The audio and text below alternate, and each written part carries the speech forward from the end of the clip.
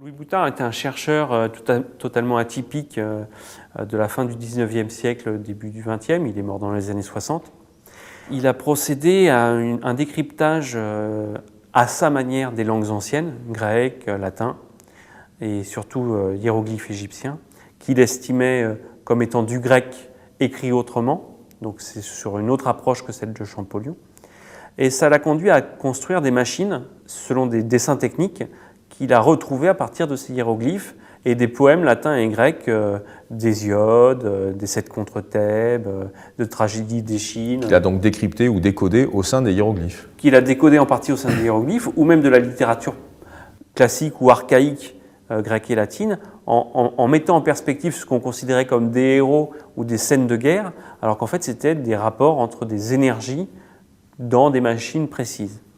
Et l'une de ces machines, l'autogénératrice ou la Sphinx, qui s'appelle comme ça parce qu'effectivement, comme la Sphinx, c'est l'énigme absolue, puisqu'elle brise la éther et elle génère, au confluent de ces différents artifices métalliques et de ces différents circuits filaires qui sont installés à l'intérieur de cette machine. Puisqu'on est vraiment avec une machine. On est vraiment avec une machine, oui, tout à fait. Qui se présente avec donc une coque, des fils à l'intérieur. Et effectivement, on se retrouve avec des électricités, plusieurs types d'électricité différentes et plusieurs types de magnétisme, sachant qu'il s'agit pour les 7 formes, 3 électriques, 4 magnétiques, de courants. Et je dis bien de courants magnétiques, pas de champs. Et pas de champ généré par des courants électriques. Ce n'est pas un champ magnétique qui serait induit par un courant électrique. C'est vraiment des courants magnétiques qui sont totalement indépendants et de génération totalement différente des courants électriques. Donc ça révolutionne complètement toutes nos notions depuis l'électrostatique jusqu'à l'électrodynamique.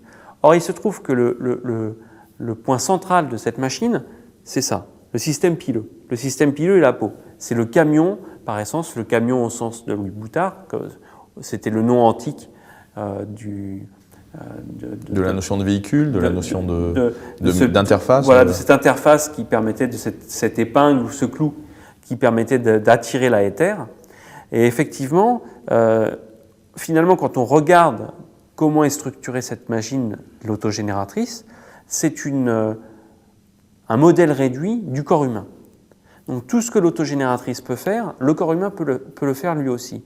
Or, on se rend compte avec l'autogénératrice qu'elle est capable de supporter n'importe quel type de fabrication de courant, alors en petite quantité, mais par la suite avec un autre appareil qui s'appelle inducteur Phi, on obtient un voltage ou un ampérage aussi grand qu'on veut. Et alors ça nous amène sur des expériences qui sont là des expériences sensibles et spirituelles, d'illumination, quand vous voyez certains moines qui produisent de la lumière à partir de leur corps, de lévitation, et ainsi de suite. Parce qu'effectivement, le corps humain est en tant qu'outil électrostatique et électromagnétique, absolument capable de faire des choses prodigieuses qu'on ignore aujourd'hui.